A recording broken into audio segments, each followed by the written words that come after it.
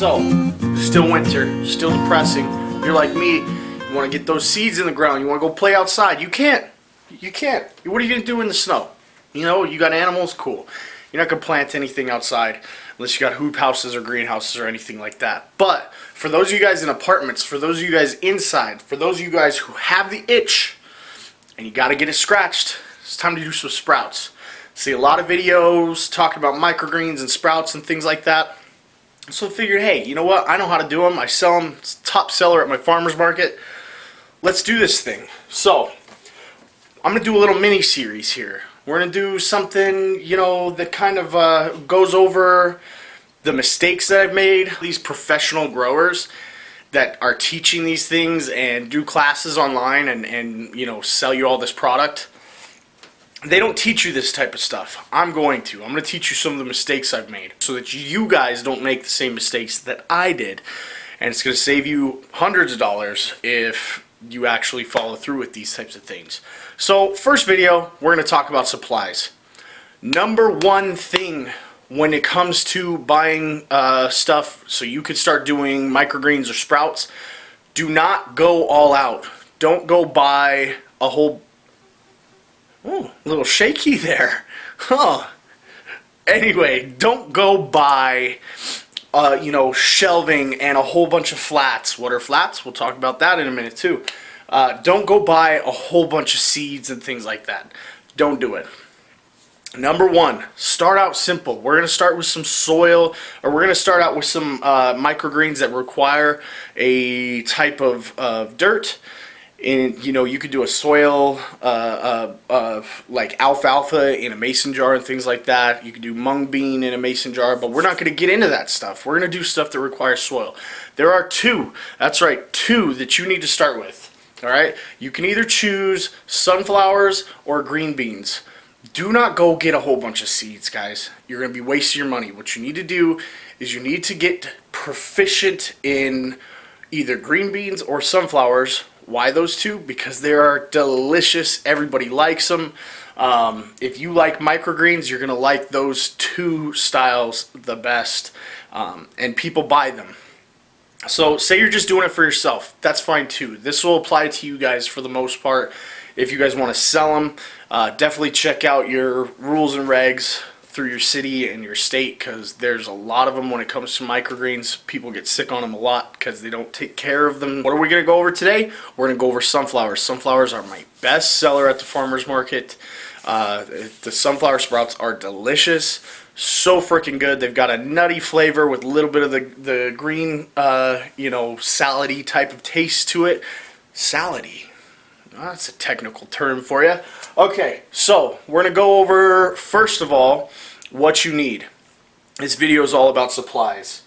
So, you have to decide, are you going to be an organic grower, or are you going to be a conventional grower? If you're doing conventional, if you're doing organic, doesn't really matter. You just switch over the supplies. One's obviously more expensive than the other. So first chemical that you need, vinegar. I get organic vinegar through Amazon. It's the easiest way I can find.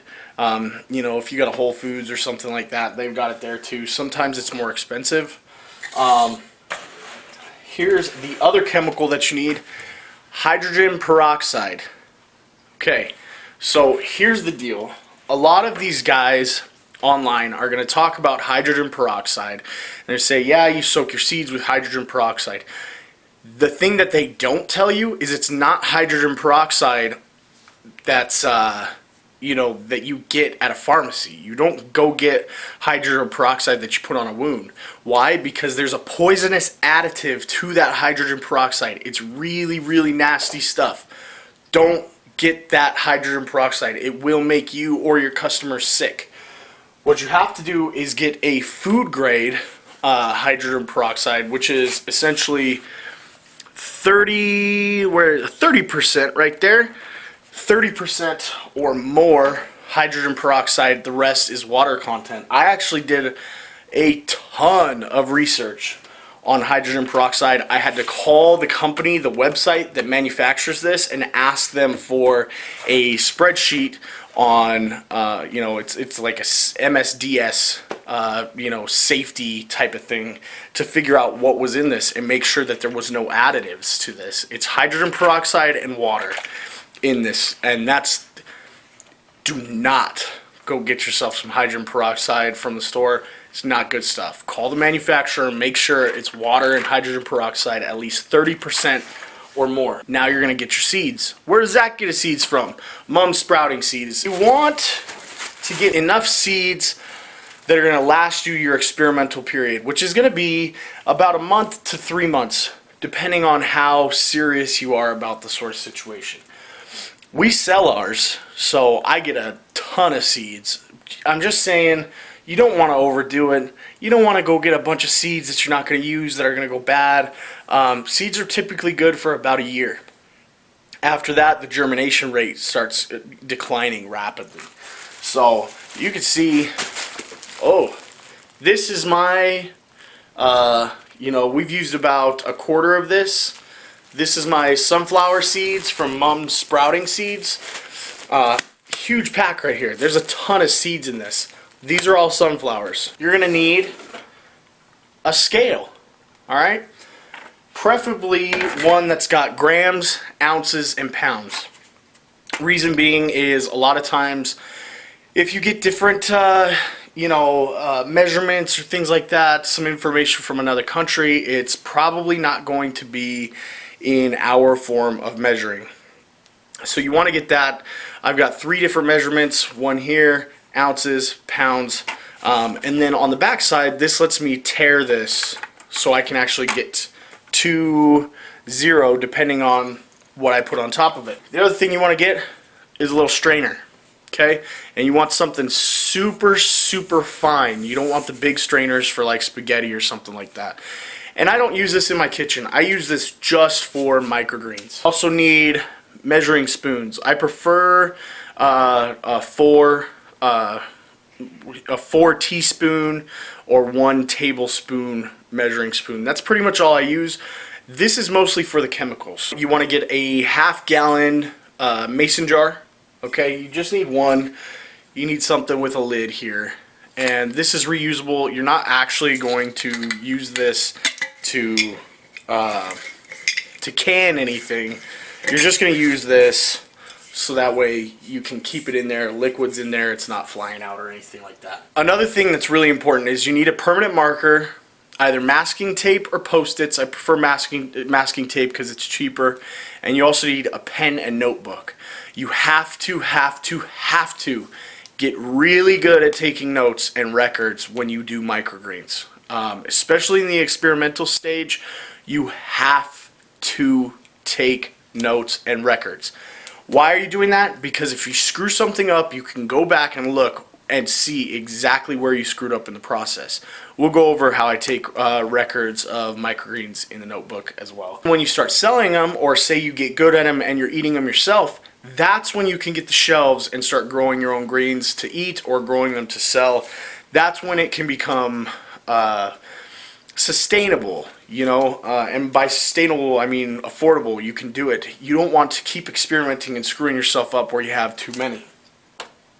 So don't go get yourself like these YouTube guys. They're sitting there talking about, oh yeah, we use 10-20 flats. 10-20 flats are great for professionals or people who have a bunch of customers.